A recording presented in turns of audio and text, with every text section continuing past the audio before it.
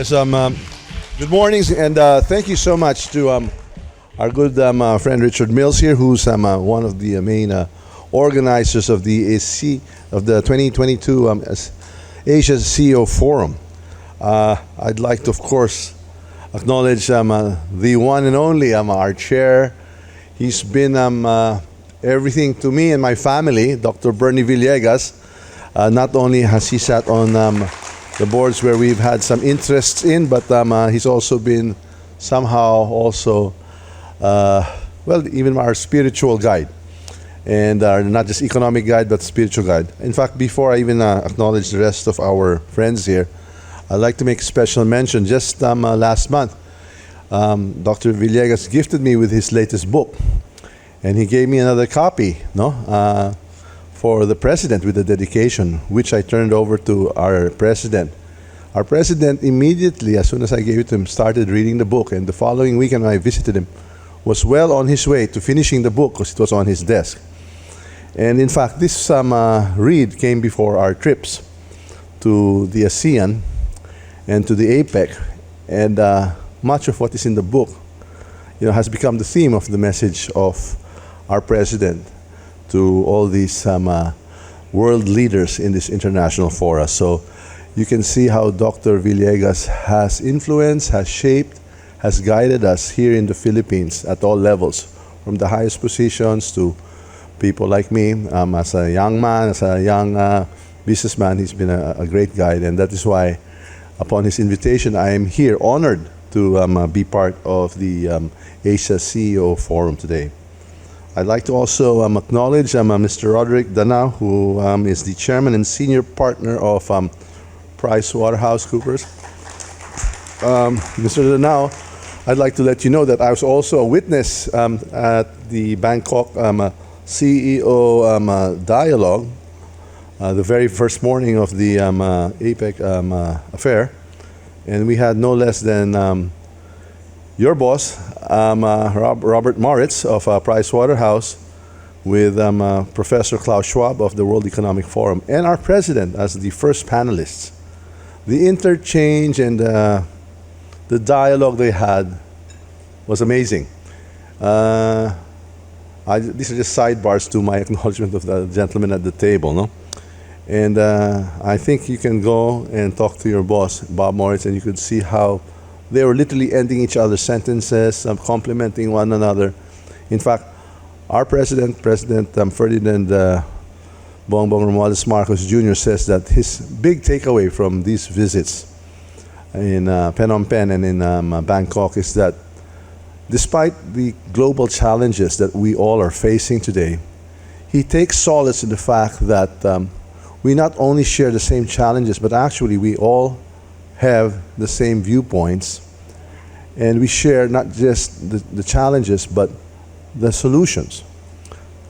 And I believe this whole theme of unity that he espoused in the country is one that echoes now throughout the region, not just in the ASEAN, but with our partner nations like the United States, China, Canada, Japan, all the bigger nations with our bigger economies. So there is still a lot of hope, despite the seeming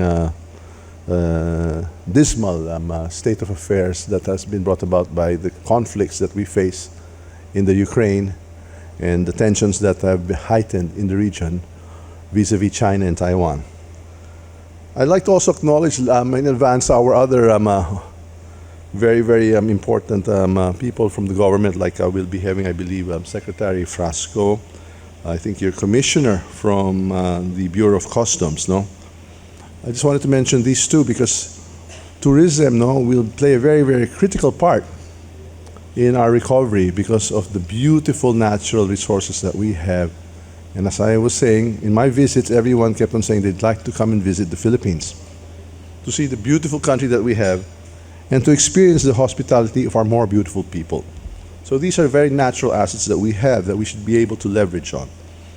We also have, I think later on, I think you'll have the commissioner of the Bureau of Customs, and to just put it very bluntly and straight, when he comes here and if I don't get to catch him, challenge him to to breach the trillion peso mark in terms of collections. I am sure under his leadership with the customs, I think in conjunction with the BIR, they can raise revenue collections, and they can breach whatever existing targets they have, because we can even see just on fuel prices alone, they've gone up substantially, and as well as the dollar exchange. 200 to 300 billion in additional revenues is an easy target, and since we're close to current 750, a trillion in terms of collections from the customs is not impossible. And in conjunction with the BIR, we can easily double our revenues to bridge the budget deficit that we have. Now to my prepared statement. I prepared a statement, so I'd rather stick to that. Otherwise, I might stand here too long. And that was just my acknowledgement for your information. And as the President says, the last thing you want to do is to give a politician a microphone. He'll never let it down. Well, anyway, my dear friends and ladies and gentlemen, a pleasant day to you all. And thank you again for inviting me to grace your event. And as I'm truly honored to take part in this biggest gathering of movers and shakers in business today, it gives me great, pleasure and joy to see old friends, and at the same time excited to meet the younger generation of captains of industries in the country. On behalf of your House of Representatives, let me also extend our warmest appreciations, our message of appreciation to your group for being a steadfast and reliable partner in nation building. The business fora and summits that you have organized have contributed a lot in keeping our country's economy afloat and moving the country forward during these most challenging times. I understand that I was invited here to provide an overview of the economic legislative agenda of the 19th Congress. So I stand before you, however, not merely to speak on the topic, and I expect to engage with you later, and not necessarily today, but in fact, I invite you all to Congress during our hearings, or if there are chambers of commerce that you are members of, to come over and invite you to serious discussions on how we in government and in the private sector can work even closer together and to give flesh to this legislative agenda.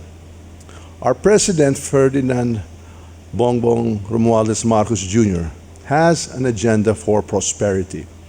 And this agenda has at its core mission the country's economic transformation towards inclusivity and sustainability.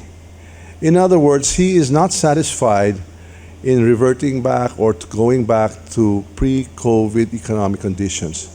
He believes that a transformation is at hand. We in Congress are one with the President in this mission. And that is why, for the first time in the history in the Philippines House of Representatives and Senate, both houses have adopted through House Concurrent Resolution Number 2 the administration's medium-term fiscal framework and 8-point socio-economic agenda, which comprise the roadmap for the agenda for prosperity. We have committed to prioritizing legislative measures that support the medium-term fiscal framework and the 8-point socio-economic agenda because we in Congress join in the mission to steer the economy back to its high growth path in the near term and to sustain inclusive and resilient growth through 2028. For the first time in history in the Philippines, the country has a clear-cut 6-year agenda with clearly set out goals. These are to achieve 6.5 to 7.5% GDP growth in 2022, and this we are poised to achieve. As you know, you have seen the third quarter numbers, and we are actually on the right trajectory, posting a 7.6 GDP growth for the third quarter only. In fact, I've been sharing with Dr. Bernie Villegas, our economic team in the House believe that the fourth quarter growth targets may actually be surpassed, and we might actually register closer to 8% GDP in the fourth quarter due to the inward remittances of our OFWs in time for the holiday season. The 6.5 to 8% annual GDP growth for 2023 to 2028 is also set as our target. And to achieve single-digit or a 9% poverty rate by 2028. Third, to bring the government deficit down to 3% by 2028. Fourth, to achieve less than 60% debt to GDP ratio by 2025. And finally, to achieve upper middle income country status for the Philippines. So these are very, very clear-cut, very defined goals and targets, which we are determined and all focused and united to achieve. Meanwhile, the 8-point socio-economic agenda ensures that our progress is inclusive and sustainable. The objectives include attaining food security, addressing public health concerns, strengthening social protection programs, reducing the costs of transportation and energy, returning to face-to-face classes and for the government, enhancing bureaucratic efficiency, and practicing sound fiscal management. It is with this solid economic plan that the Philippines is not only surviving, but thriving in spite of the external or global economic challenges. Globally, the economic outlook is gloomy. Following the COVID-19 pandemic, the Russia-Ukraine war, stubbornly high inflation, and an abrupt slowdown in the global growth from 6% in 2021 to 3.2% in 2022. Yet, against all odds, it was announced weeks ago that the Philippines achieved that 7.6 GDP growth for the third quarter this year, faster than the 7.5% expansion in the second quarter and the 7% growth rate in the third quarter of 2021. In fact, we have surprised analysts as the Philippines was reported to be the second best performing country among the major emerging economies in Southeast Asia today, surpassed only by Vietnam. Another figure that the President has mentioned, because he's been watching the growth, but he says he's been watching the unemployment rate, and that has gone down from 5.6 to 5. So amidst the high inflation, a recession is always feared, but with our unemployment rate being properly managed and actually in the decrease, we believe that our growth is sustainable. Even better, NEDA has confirmed that all sectors sustained this expansion. The services sector grew by 9.1%, industry posted a 5.8% growth, and even the agriculture sector grew by 2.2%, up from a 1.7% decline in the same period last year.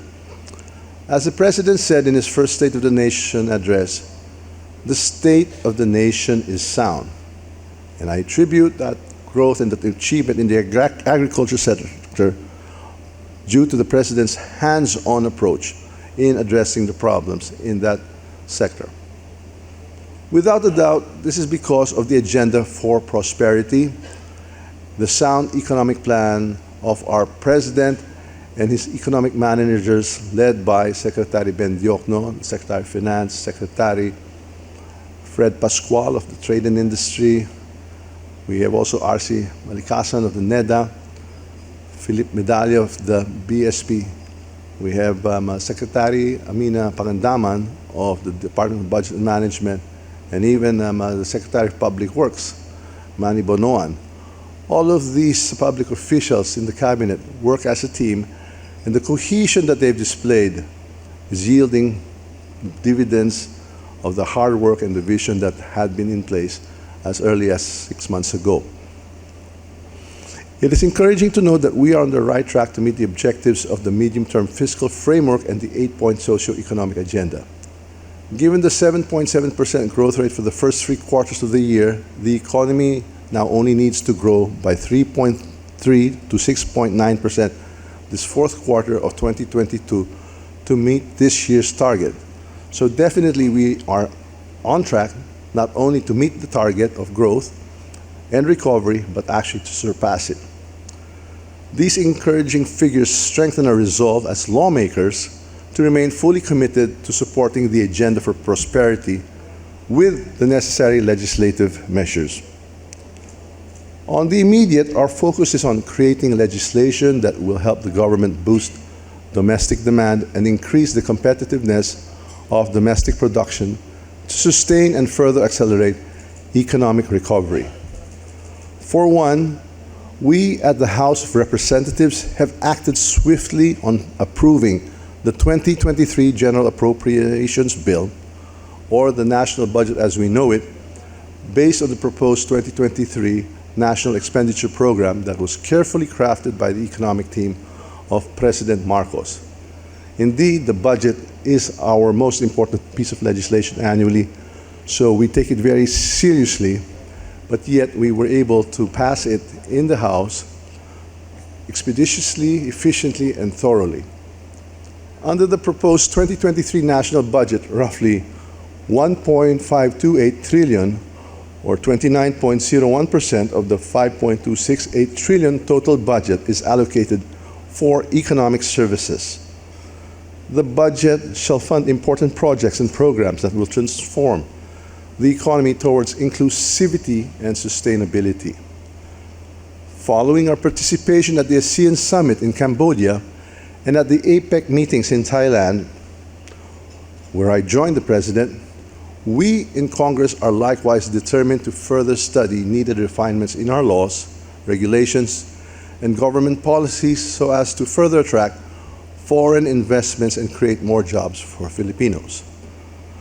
My inclusion in these visits have gotten me closer to the executive, so we are actually working not only with legislation, but there is a current draft executive order that would create a green lane similar to what they have in Singapore, Malaysia, and Indonesia, where it's just basically a one-stop shop where investors can come, and we target to have within 24 to 48 hours investors who can be fully permitted and ready to go within that shorter time frame, thus making sure that all these businessmen and investors that the President and that we all meet abroad not only feel welcome, but are further incentivized to come over and to invest.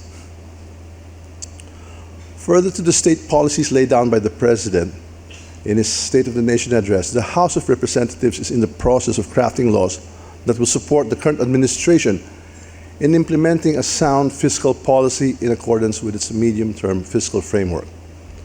Priority bills related to tax administration reforms have been filed.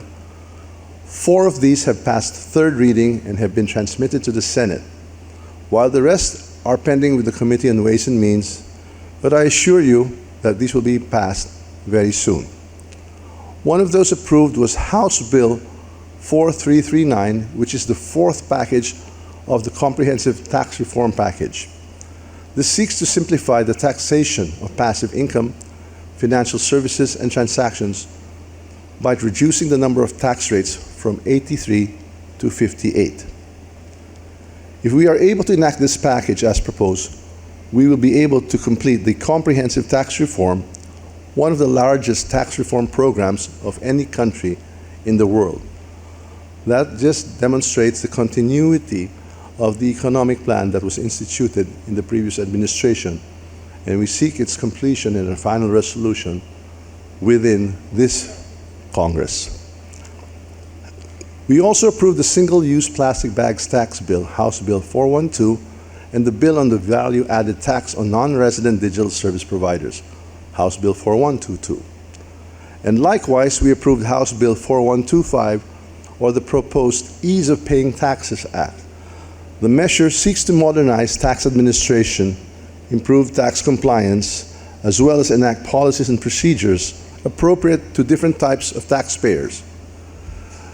With the approval of these bills, the House wrapped up with all the priority tax measures of the Duterte-era Comprehensive Tax Reform Program and is now ready to move on to tax collection reforms as prioritized by the Marcos administration. The chairman of the House Committee on Ways and Means, Congressman Joey Salceda, has estimated that these measures alone could yield over 40 billion annually. Bills to support small businesses or MSMEs, an important, a vital, a critical and substantial aspect of the economic recovery, have also been filed and are currently the subject of committee deliberations. And in response to the President's call to expedite the transition to a digitized economy, Congress prioritizes the passage of the e-government and the e-governance law, among others, which would significantly reduce, if not eliminate, red tape. Additionally, the Internet Transactions Act is a vital piece of legislation that will augment the government's revenue collection, improving its fiscal and credit status, and at the same time promoting a robust digital environment for businesses, consumers, and promoting data privacy and intellectual property rights. Just recently, the Congress passed the SIM, the SIM registration law. Through this law, the business community would be able to decipher Congress's decision to direct, that is, and to establish a legal and institutional framework at pace with the needs of the current technological demands. Notwithstanding the fact that we have been hailed, as I addressed the PNPA, the Philippine National Police Academy, by having this measure passed into law and signed into law as a major way to promote peace and security. Majority of the priority measures spelled out by President Marcos in his SONA are principally authored by no less than this humble representation. So I expect my fellow legislators to act on these bills with dispatch. In fact, I'm hopeful that we can approve most of these measures before the year ends. One thing I assure you though, as stakeholders, you will be consulted in every measure that we tackle, especially those involving commerce and industry. Please make your positions very clear on the issues that we tackle in the House of Representatives, as I want all stakeholders to be heard before we pass these measures into law. I think this partnership between the private sector, your good selves, the industries that you represent, and your House of Representatives, we in Congress, is well underway. Thank you so much. Thank you again for the honor of this invitation from the Asia CEO Forum for inviting me over, and I congratulate you for all that you have done for the economy and for the country. Mabuhay kayong lahat.